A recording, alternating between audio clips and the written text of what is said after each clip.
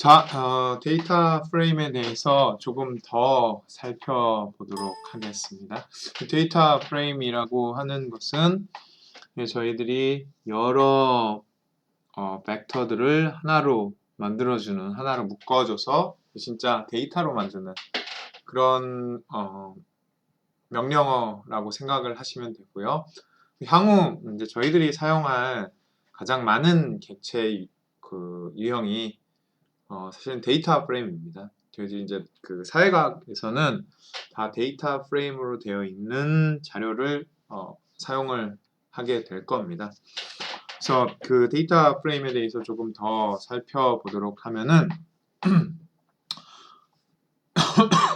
죄송합니다.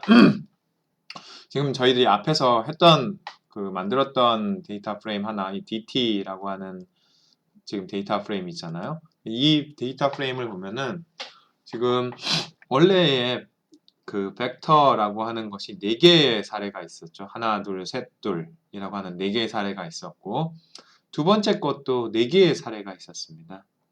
세 번째 것도 4개의 사례가 있었고, 그 네 번째 것도 4개의 사례가 있었죠. 이렇게 사례의 수가 다 똑같다라고 하는 것이 있죠.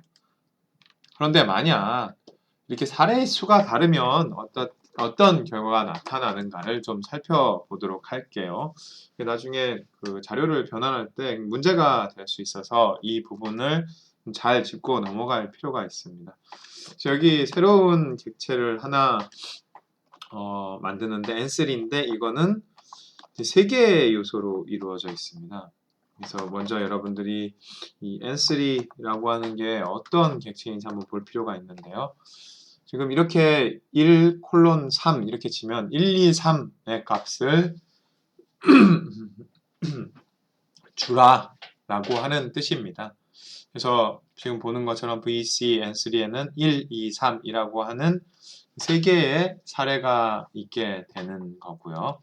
지금 이 3개의 사례가 있는 거고 저희가 이제 두 번째 데이터 프레임을 만드는데 이 데이터 프레임은 데이터 프레임이기 때문에 data.frame 이라고 치고 VC 언더바 N 그리고 VC 언더바 N3 아까 VCN이라고 하는 것은 1, 3, 2라고 되어 있는 값이었잖아요. 그래서 이것을 한번 명령어를 실행해 볼게요. 컨트롤 R 그 특정 행을 실행하고 싶으시면 그냥 커서를 놓고 컨트롤 R을 누르시면 되잖아요. 지금 이걸 보시는 것처럼 이 데이터 프레임에는 differing number of row가 있습니다. 첫 번째 것에는 row가 행이 4개라고 하는 거죠. 사례가 4개였잖아요. 두 번째 것은 사례가 3개입니다. 그래서 지금 에러가 난 거예요. 그래서 이렇게 벡터의 크기가 다른 경우 지금 DT라고 하는 2를 다시 봐도 오브젝트 2는 없어요. 왜냐하면 여기 에러가 났기 때문이죠.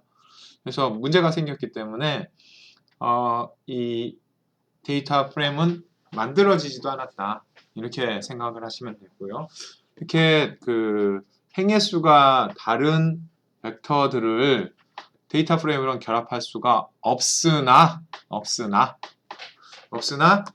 예외가 있게 됩니다. 이 예외라고 하는 것이 어떤 예외냐 하면은 VECN2라고 되어 있는데 이 2는 사례가 2개예요. 그래서 2하고 1로 되어 있는 그런 사례를 좀 만들어 보고요. 그래서 VC는 그 2하고 1로만 되어 있고 세 번째 데이터 프레임은 data.frame 그래서 VC 언더바 N 라고 하는 것과 VC 언더바 N2 이렇게 되어 있는 건데 DT3를 한번 보도록 할까요? 뭐야 이거? 이건 뭐죠? 이건 4개고 이건 2개밖에 안 되는데? 만들어졌네? 이게 흔히 R에서는 리사이클링이라고 하는 겁니다. 그래서 리사이클링이라는 건 뭐냐? 리사이클. 다시 재생한다는 거죠. 다시 사용한다라고 하는 겁니다. 지금 보시면 2, 1, 2, 1이 되고 있는 걸 보실 수가 있어요. 즉 여기에 4개고 이게 2개인데 이 4개라고 하는 것은 2개의 배수잖아요. 2배수잖아요. 이렇게 그렇게 되면은 이렇게 똑같은 게 반복이 된다라고 하는 겁니다. 그런 의미에서 이게 리사이클링이라고 불리는 현상입니다. 그래서 지금 이 부분에서 중요한 메시지는 뭐냐면 하나의 행의 수가 다른 행의 수의 약수일 때 혹은 지금 첫 번째 행의 수가 4개고 두 번째 행의 수가 2개로 이렇게 배수가 될 때에는 리사이클링이 되면서 반복이 되면서 만들어진다라고 하는 거죠. 그래서 이게 굉장히 중요한 특성입니다. 이 앞에 거는 배수가 아니잖아요. 4와 3. 이건 어떤 하나가 다른 하나의 배수가 아닙니다. 그래서 리사이클링이 안 되지만 이렇게 데이터 프레임 같은 경우에 다른 하나가 이 하나의 배수이면은 리사이클링이 돼서 이렇게 반복이 된다라고 하는 거죠. 그래서 굉장히 주의해야 될 부분이고요. 이 데이터 프레임은 이런 특성을 가지고 있는데 그렇다면 이 벡터 같은 경우도 죄송합니다. 매트릭스 같은 경우도 이런 특성을 가지고 있을까를 한번 살펴볼 필요가 있겠죠. 그래서 이걸 살펴보는 한 가지 방법은 저희들이 매트릭스를 하나 만드는데 cbind 죄송합니다. cbind라고 하는 이 명령어인데 vc_n 그리고 vc_n3 지금 보시는 것처럼 처음에는 이게 4개의 그 사례로 되어 있는 거고 3개의 사례로 되어 있는 거잖아요. 3개의 오류가 나야 되고 MT1이라고 하는 것은 만들어지지 않아야 돼요.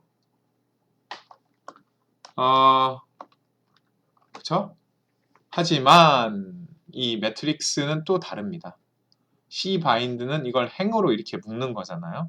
죄송합니다. 열로 묶는 거죠. 자꾸 저도 행열이 좀 헷갈려가지고 계속 말할 때 행이 요 가로를 말하는 거고 열이 이 세로를 말하는 건데 이 cbind는 열로 묶는 거기 때문에 이런 형태로 나왔어요.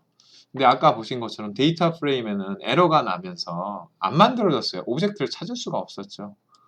그런데 매트릭스의 경우에는 워닝 메시지가 생기지만 워닝 메시지가 생겨서 이 어떤 하나의 벡터의 어떤 배수가 아니다라고 하는 워닝 메시지만 생기지 사실적으로는 만들어진다라고 하는 겁니다.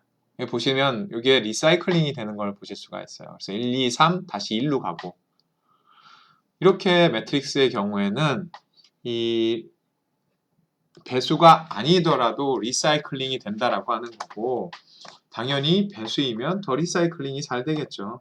MT2라고 하는 것을 그러면은 다시 cbind라고 해서 vc_n vc_n2 이렇게 해서 MT2 이 부분을 해보면 죄송합니다. 뭔가가 잘못됐네요. vcn2 여기 지금 제가 화살표를 제대로 잘 못 넣었죠. 그래서 에러가 생긴 거고요. 그 부분 죄송하고 그래서 지금 이렇게 보면은 그 결과를 보면은 이렇게 4개, 2개의 사례인데 보시는 것처럼 데이터 프레임처럼 이렇게 리사이클링이 된 것을 보실 수가 있습니다. 그래서 이 부분에서는 매트릭스와 데이터 프레임이 약간 다르다. 데이터 프레임은 하나의 객체가 다른 객체의 배수가 아니면 만들어지지 않지만 매트릭스 같은 경우엔 그럼에도 불구하고 만들어진다라고 하는 거고요.